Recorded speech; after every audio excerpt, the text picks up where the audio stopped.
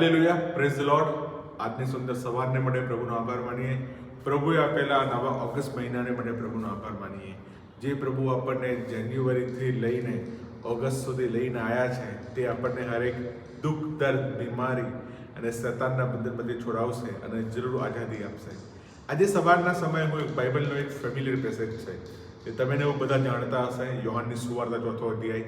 ઈસુ સમરૂની સ્ત્રીને સુવાર્તા આપે છે. તેની મધ્યથી અમુક બાઇબલના સત્યો તમારી મધ્યે લઈને આવી રહ્યો છું. આ પેસેજ તમને બધાને ખબર હશે. આપણે તો પણ વાંચીએ. યોહાનની સુવાર્તા 4થો અધ્યાય એની 3જી કલમમાં આ પ્રમાણે લખવામાં આવ્યું છે: ઈસુ યહૂદિયા મૂકીને ગાલિલમાં ગયા અને સમરૂનમાં થઈને તેમને જવું પડ્યું. બાઇબલ કહે છે ઇટ વોઝ નોટ એનો ડેલી રૂટ હતો, પણ જ્યારે ઈસુ યહૂદિયા મૂકીને ગાલિલ શહેરમાં જાય છે ત્યારે સમરૂન નામનું શહેર, ત્યાં લોકો જવાનું પસંદ કરતા નહોતા, ત્યાં થઈને ઈસુને જવું પડ્યું. અને ત્યાં બાઇબલમાં લખવામાં આવે છે 5મી કલમમાં કે એક સુખાર નામનું એક શહેર હોય છે, ત્યાં એક કૂવો હોય છે, ત્યાં ઈસુ બેઠા હોય છે, જે યાકૂબે પોતાના દીકરા યુસુફને આપ્યો હતો. અને જ્યારે ઈસુ આ કૂવા પર બેઠા હોય છે, ઈસુ થાકેલા હોય છે. 6ઠ્ઠી કલમમાં ત્યારે બપોરના સમયે એક સ્ત્રી ત્યાં પાણી ભરવાને આવે છે. તમે એનો વિચાર કરીએ કે આપણે આપણા જીવનમાં, આપણે વાહનમાં, બસમાં, ટ્રેનમાં, ફ્લાઇટમાં મુસાફરી કરીએ છીએ તો પણ આપણે થાકી જઈએ છીએ. પણ પ્રભુ ઈસુ ખ્રિસ્ત ઘણા બધા માઇલો ચાલીને આ સમરૂન શહેરમાં આવે છે અને થાકેલા હોવાથી કૂવાની પાસે બેઠે છે. અને ત્યાં એમને એક તક મળે છે સમરૂની સ્ત્રીને સુવાર્તા આપવાની. ઈસુની પાસે ઘણા બધા કારણો હતા કે આ સ્ત્રીને તેઓ સુવાર્તા ના આપી શકે. પહેલાં તો તે યહૂદી હતા અને આ સ્ત્રી સમરૂની હતી. બીજું કારણ એ હતું કે આ સ્ત્રી હતી અને ઈસુ રાબી એટલે યહૂદીઓના ગુરુ હતા.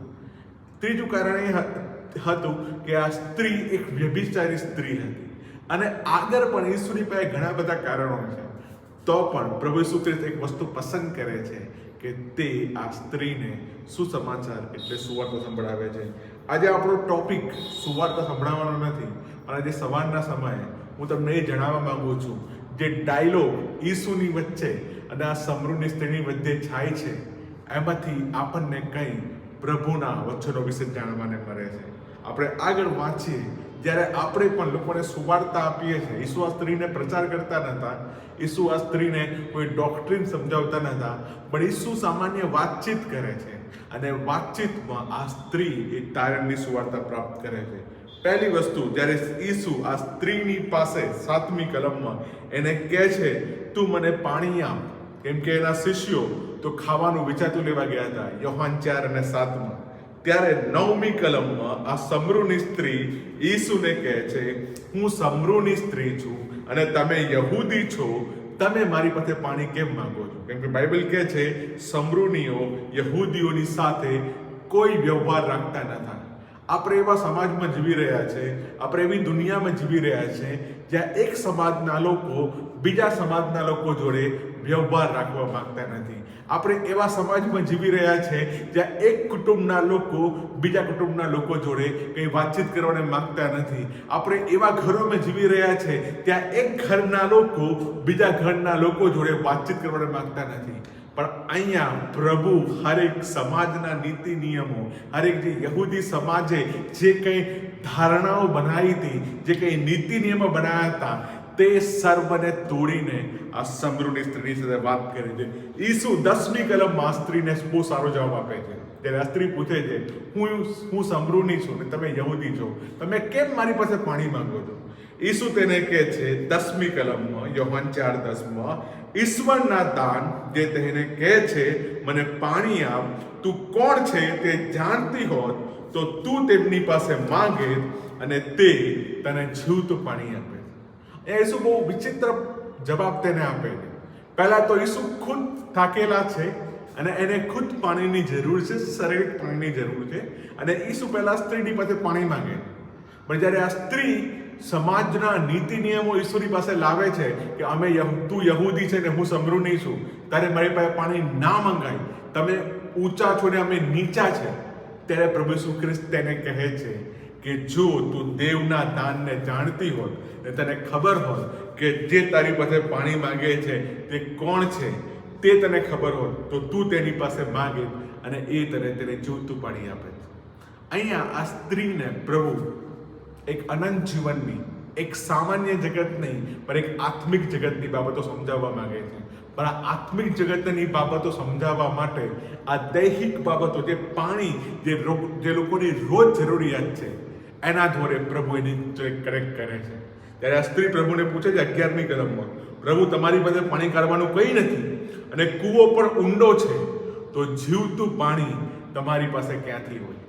ચર્ચમાં જ્યારે લોકો આવે છે ત્યારે એ પોતાની દૈહિક જરૂરિયાતો લઈને આવે છે, પોતાની શારીરિક જરૂરિયાતો લઈને આવે છે, પોતાની અર્થલી નીડ, પૃથ્વી પરની જે નાની બાબતો છે એ સર્વ જરૂરિયાતો લઈને પ્રભુની પાસે આવે છે. પણ મારા વાલા ભાઈઓ બહેનો, આપણા પ્રભુના લોકો તરીકે, પ્રભુના દાસ તરીકે આપણું એક કામ છે કે લોકોને આ સ્વર્ગીય બાબતો સાથે, દૈહિક બાબતો નહીં પણ આત્મિક બાબતો સાથે, પૃથ્વી પરની બાબતો નહીં પણ સ્વર્ગની બાબતો જોડે કનેક્ટ કરવી. આ સ્ત્રી જ્યારે ઈસુને આ પૂછે છે, તમારી પાસે પાણી કરવાનું કંઈ નથી પણ તમે મને જીવતું પાણી કેમનું આપશો? અને પછી આ સ્ત્રી બીજો એક પ્રશ્ન કરે છે, જે પ્રશ્ન આપણામાંથી દરેક લોકો પ્રભુને કરે છે. આ સ્ત્રી ઈસુને કહે છે, અમારા પૂર્વજ યાકૂબે અમને કૂવો આપ્યો હતો અને તેમના સંતાનોએ અને ઢોરે તમે તેમાંથી પાણી પીધું, પણ શું તમે તેના કરતા મોટા છો? ઘણા બધા લોકો ચર્ચમાં આવે છે, ઘણા બધા લોકો પ્રભુ ઈસુ ખ્રિસ્તની પાસે આવે છે, પણ એમને એક પ્રશ્ન હોય છે, અમારા પૂર્વજો કરતા, અમારા 100 બાબતો કરતા શું પ્રભુ ઈસુ ખ્રિસ્ત મોટા છે? લોકોની જરૂરિયાતોને પ્રભુ પૂરી કરવાને માંગે છે, લોકોના જીવનોમાં પ્રભુ કામ કરવાને માંગે છે. પણ આજે એ પ્રશ્ન દરેકના મનમાં થાય છે. ઓકે, તમે મને આ વસ્તુ આપશો, ઓકે પરમેશ્વર તમે મારા જીવનમાં કામ કરશો, પણ શું તમે અમારા પૂર્વજો કરતા મોટા છો? શું તમે અમારા બાપ દાદાઓ કરતા મોટા છો? શું તમે અમારા આ બાબતો કરતા મોટા છો?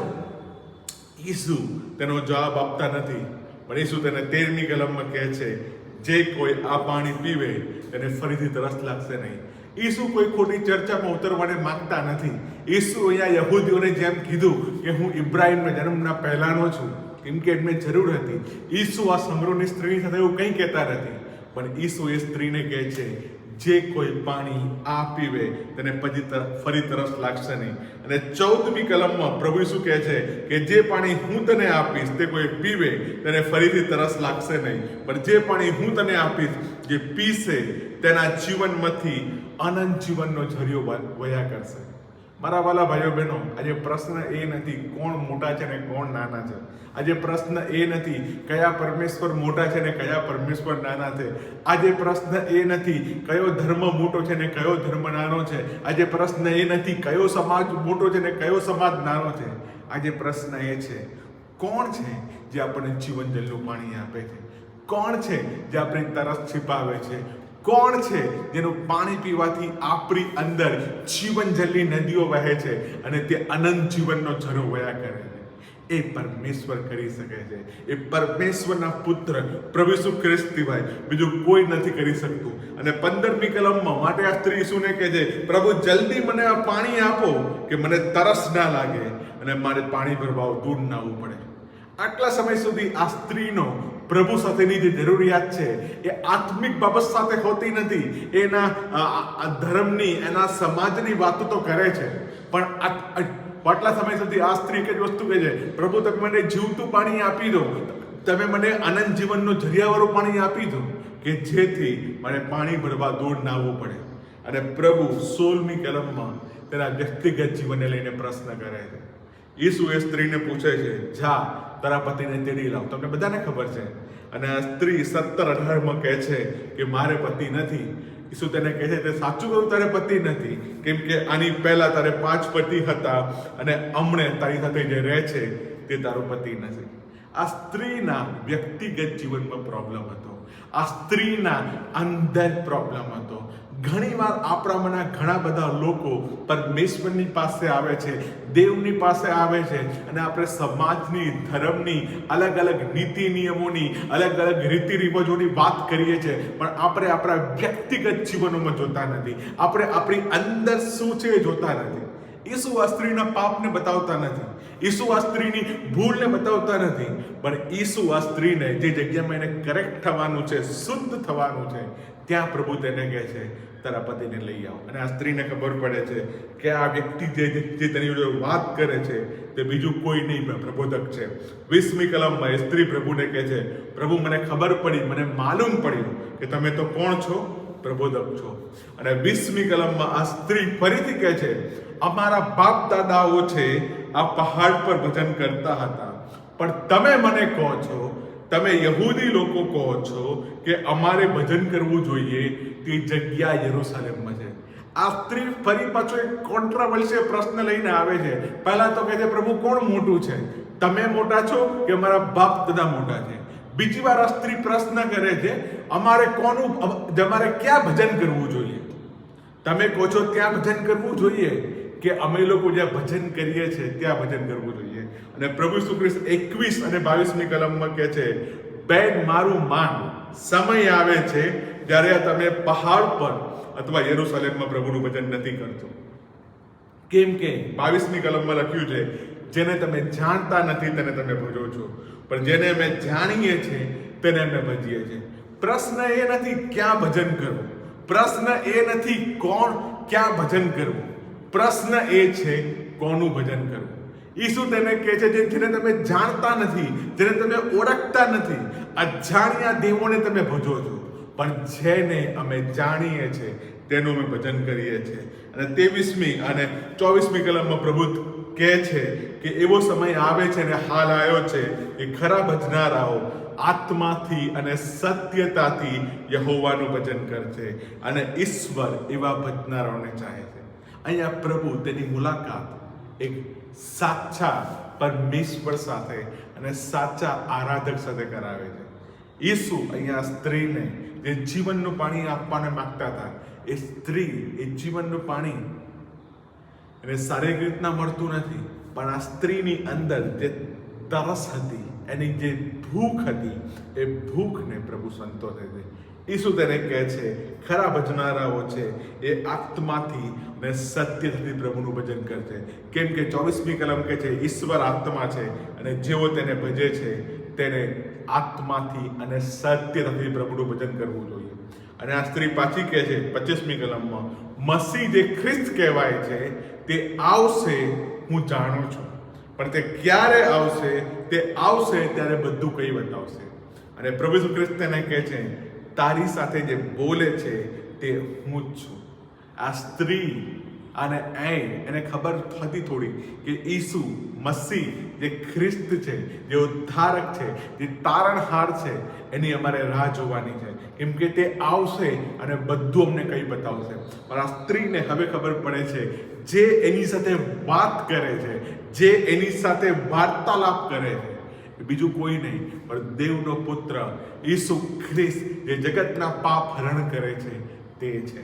અને આ સ્ત્રી જઈને ગામમાં 28મી કલમમાં એમ કહેવામાં આવે છે જે પાણી ભરવા ત્યાં આવી હતી, એ પાણીની ગાગર મૂકીને એના ગામના લોકોને, એના સમાજના લોકોને કહે છે જુઓ તે માણસને તમે જુઓ.